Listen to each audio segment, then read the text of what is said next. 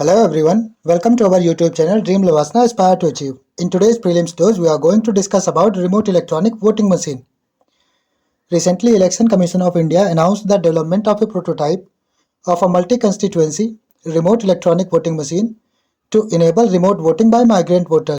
आज ही election commission of India ने एक प्रोटोटाइप के डेवलपमेंट का अनाउंसमेंट किया है, जो कि एक multi constituency remote electronic voting machine का प्रोटोटाइप है और ये माइग्रेंट वोटर्स को इनेबल करेगा कि वो अपनी जहां रह रहे हैं इस समय अपने घर से बाहर, अपनी कंस्टिट्यूएंसी से बाहर, वहीं वोट कर सकें, वहीं अपना वोट डाल सकें.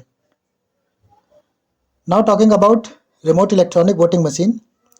This machine will allow migrant voters living outside their home constituencies to vote from their current residence. जो माइग्रेंट हैं और अपनी कंस्टिट्यूएंसीज से बाहर रह रहे हैं, वो अपने करंट रेजिडेंस से अपना वोट कास्ट कर सकेंगे अब इस मशीन की हेल्प से. Process of voting in remote electronic voting machine. इसकी प्रोसेस क्या है इस तरीके से वोट करने का कि आप अपने घर से बाहर रह रहे हैं, कंस्टिट्यूएंसी से बाहर रह रहे हैं, लेकिन फिर भी वोट कर सकते हैं. तो सबसे पहले आपको इलेक्ट्रॉनिक वोटिंग मशीन में वोट करने के लिए इलेक्शन कमीशन ऑफ इंडिया की वेबसाइट पर रजिस्ट्रेशन करवाना होगा. ये ऑनलाइन और ऑफलाइन दोनों तरीके से अवेलेबल होगा और इलेक्शन कमीशन ऑफ इंडिया इसके लिए एक टाइम पीरियड मुकर्रर करता है, एक टाइम स्लॉट देगा, उसके अंदर आपको रजिस्ट्रेशन करवाना होगा और ये इलेक्शन से पहले ही टाइम स्लॉट आता है. रजिस्ट्रेशन कंप्लीट होने के बाद आपका वेरिफिकेशन होगा. वेरिफिकेशन के बाद इलेक्शन कमीशन ऑफ इंडिया आपको अप्रूवल देगा और उसके बाद में जब इलेक्शन आएगा तब आप जहां रह रहे हैं वहां पे एक बूथ सेटअप किया जाएगा और उसमें आप जाके अपनी कंस्टिट्यूएंसी का वोट डाल सकते हैं. इस मशीन के फीचर्स की बात करें तो ये मशीन 72 कंस्टिट्यूएंसीज को एक सिंगल रिमोट पोलिंग बूथ से हैंडल कर सकती है. इसकी कैपेसिटी या एफिशिएंसी काफ़ी ज़्यादा है. It uses dynamic ballot display instead of the usual printed paper ballot seats. ये डायनेमिक बैलेट डिस्प्ले का यूज़ करती है machine. Printed paper ballot sheet का यूज़ इसमें नहीं होता है. एडवांटेजेस क्या हैं इसके? Voting percentage will be increased. Voting percentage बढ़ जाएगा. इस तरीके से लाइनें लग जाएंगी वोटिंग की. जो माइग्रेंट हैं हमारे यहाँ वोट नहीं डाल पाते हैं, लेकिन फाइनेंशियल लॉसेस की वजह से वो घर नहीं जा पाते हैं वोट करने के लिए, तो वो लोग भी अपना वोट डालेंगे, जिससे हमारे यहाँ जो डेमोक्रेसी है वो और स्ट्रॉन्ग होगी. Migrants will feel connected with their roots. उनको लगेगा कि जो वो अपने गांव में वोट डाल रहे हैं तो उससे वो उनको अपनी एक कनेक्शन फील होगा कि वो घर से बाहर हैं लेकिन फिर भी घर से जुड़े हुए हैं, अपने कल्चर से, अपनी रूट से जुड़े हुए हैं. अपने गांव के बारे में वे लोग फैसला खुद ले रहे हैं वोट डाल के. And no need to worry about financial expenses. जो अगर कोई वोट डालने जाता भी था माइग्रेंट अपने कंस्टिट्यूएंसी में, तो उसका आने जाने का किराया और उसकी मजदूरी का लॉस, वो सारे खर्चे भी अब बच जाएंगे. चैलेंजेस क्या क्या हैं इसमें? चैलेंजेस की बात करें तो सबसे पहले इसमें कई लॉज बदलने पड़ेंगे. रिप्रेजेंटेशन ऑफ पीपल एक्ट 1950 और 51 को चेंज करना पड़ेगा. कंडक्ट ऑफ इलेक्शन रूल्स 1961 को भी चेंज करना पड़ेगा and registration of electors rule 1960 को भी चेंज करना पड़ेगा. ये चारों लॉज चेंज करने पड़ेंगे, तब जाके ये जो प्रोटोटाइप है वो काम का बन पाएगा, तब जाके उससे वोटिंग हो पाएगी. एडमिनिस्ट्रेटिव चैलेंजेस की बात करें तो इन्यूमरेटिंग वोटर्स सेल्फ डिक्लेरेशन. जो वोटर्स हैं वो खुद से डिक्लेयर करेंगे कि मैं माइग्रेंट हूँ, तो ऐसे कोई करेगा कोई नहीं करेगा, तो वो भी चैलेंज है. Ensuring secrecy of voting at remote locations. Vote किसने किसको वोट डाला है इसकी सीक्रेसी को भी मेंटेन करना, इंश्योर करना इलेक्शन कमीशन के लिए चैलेंज होगा. Provision of polling agents at remote booths. ये बूथ्स है, पोलिंग एजेंट का प्रोविज़न कैसे होगा, ये भी इलेक्शन कमीशन के लिए चैलेंज होगा, क्योंकि वो जो वोटर होगा वो अगर मान लिया बिहार का है और वो दिल्ली में काम कर रहा है, तो वहाँ का पोलिंग एजेंट कोई बायसनेस दिखाए या उनसे अच्छी तरह से बिहेव ना करे, तो इसके लिए भी काफ़ी चैलेंजेस होंगे. अगला है ensuring identification of voters to avoid impersonation. Voters की आइडेंटिफिकेशन के लिए भी इलेक्शन कमीशन को काफ़ी मशक्क़त करनी पड़ेगी, जिससे कि कोई फर्जी वोट ना डाल पाए. टेक्नोलॉजिकल चैलेंजेस की बात करें तो मेथड ऑफ रिमोट वोटिंग कैसा होना चाहिए, इसके बारे में भी उनको मेहनत करनी पड़ेगी. And familiarity of the voters with the multi constituency machine. जो हमारे ज़्यादातर माइग्रेंट्स होते हैं वो बिना पढ़े लिखे या मज़दूर तबके के होते हैं, उनको टेक्नोलॉजिकल चीज़ों का इतना ज़्यादा नॉलेज नहीं होता है, तो उनको उस चीज़ से फेमिलियर कराना भी उनके लिए एक हेडेक होगा इलेक्शन कमीशन ऑफ इंडिया के लिए।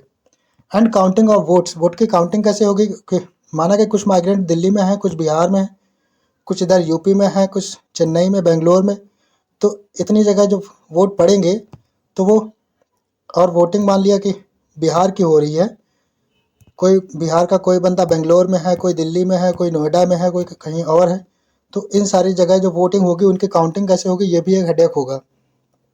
अदर चैलेंजेस की बात करें तो डिफाइनिंग डोमेस्टिक माइग्रेंट्स कौन है, इसको डिफाइन करना भी उनके लिए एक हेडेक होगा।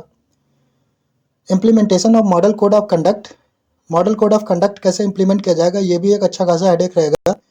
जैसे कि अभी बताया कि इलेक्शन अगर यहाँ की कंस्टिट्यूंसी का है और ये रिमोट इलेक्ट्रॉनिक वोटिंग मशीन, जो बंदा यहाँ नोएडा, दिल्ली, गुड़गांव या कहीं भी बैठा हुआ है, तो उनके लिए, उन माइग्रेंट्स के लिए कैसे मॉडल कोड ऑफ कंडक्ट लगाया जाएगा, कैसे इम्प्लीमेंट किया जाएगा, वो भी एक बड़ा हेडेक होगा इलेक्शन कमीशन ऑफ इंडिया के लिए। अगला है facility of polling agent to identify voters. जो पोलिंग एजेंट्स होंगे वो वोटर्स को कैसे आइडेंटिफाई करेंगे कि ये रियल वोटर ही है या कोई फर्जी बंदा वोट डालने आ गया है, तो वो भी एक अच्छा खासा हेडेक होगा। एंड फिर वही काउंटिंग ऑफ वोट्स, ये रिपीट हो गया है। अब हम बढ़ते हैं, कुछ फैक्ट्स की बात करें अगर, तो एज पर सेंसस 2011 45.36 करोड़ और 37% of population of India are migrants. 2011 के सेंसस के अकॉर्डिंग हमारे देश की 37% पॉपुलेशन जो थी वो माइग्रेंट्स की थी। And the annual growth rate of labour migrants nearly doubled between 2001 and 2011। 2011 के सेंसस के अकॉर्डिंग जो हमारी 37% पॉपुलेशन है वो माइग्रेंट्स की है, और जो हमारा माइग्रेशन रेट है, एनुअल ग्रोथ रेट उसकी, वो इस वाले डिकेड में 2001 से 2011 तक डबल हो गई है nearly. Election commission of India के according 85% of internal migration is within states. Election commission of India के मुताबिक जो 85% माइग्रेशन है वो विद इन द स्टेट्स होता है। उसके कई रीजन होते हैं, मैरिज हो गया, जॉब हो गया या कुछ भी, लेकिन मैरिज का इसमें रेशियो सबसे ज़्यादा होता है। लड़कियां शादी हो जाती है और वो दूसरी जगह चली जाती हैं अपने स्टेट में, तो वो वाला माइग्रेशन काफ़ी ज़्यादा रहता है। And voter turnout in general election in 2019 was 67.4%। जो वोटर टर्नआउट 2019 के इलेक्शन में हुआ था वो 67.4% था। और जो हमारा 37% ये जो पॉपुलेशन है, जो माइग्रेंट है, इन्होंने वोट नहीं डाल पाया था। इन्हीं लोगों को ध्यान में रखते हुए ये वाली मशीन का prototype election commission of India ने बनाया है। और अब जब ये प्रोटोटाइप अगर काम करने लगेगा तो फिर ये वाले लोग भी वोट डाल पाएंगे, और जिससे कि हमारी डेमोक्रेसी के फैसले जो हैं वो और ज़्यादा लोगों में इन्वॉल्वमेंट उन पे हो पाएगी। लोग जो हैं वो और ज़्यादा खुद को इन्वॉल्व कर पाएंगे किसी भी लीडर को चुनने में और किसी भी पार्टी के मैंडेट को अपनाने में। उम्मीद है आप लोगों ने लेक्चर ध्यान से सुना होगा। आइए अब एक मल्टीपल चॉइस क्वेश्चन सॉल्व कर लेते हैं। Consider the following statement about this machine RVM। Statement number 1, RVM allows migrant to vote in their respective constituencies without visiting to their home town.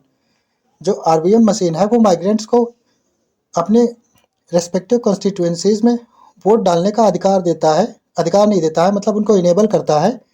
Without visiting to their home town, अपने घर को जाए बिना ही वो अपनी constituency के लिए vote कर सकते हैं RVM मशीन की मदद से। दूसरा स्टेटमेंट है, RVM can handle up to 72 constituencies from a single remote polling booth. RVM machine जो है वो एक बार में 72 कंस्टिट्यूएंसीज को हैंडल कर सकती है एक ही बूथ से। तीसरा स्टेटमेंट है, RVM uses print paper ballot sheet instead of dynamic ballot display. RVM machine जो है वो प्रिंट पेपर बैलेट सीट का यूज़ करेगी, डायनेमिक बैलेट डिस्प्ले का यूज़ नहीं करेगी। Select the correct option. Option A, statement 1 and 2 only are correct. Option B, 2 and 3 only are correct. Option C, only 1 is correct. And option D, all statements are correct. आप लोग अपना answer comment section में दीजिएगा, जिसका answer सही होगा मैं उसको लाइक कर दूंगा। Thanks for watching our video.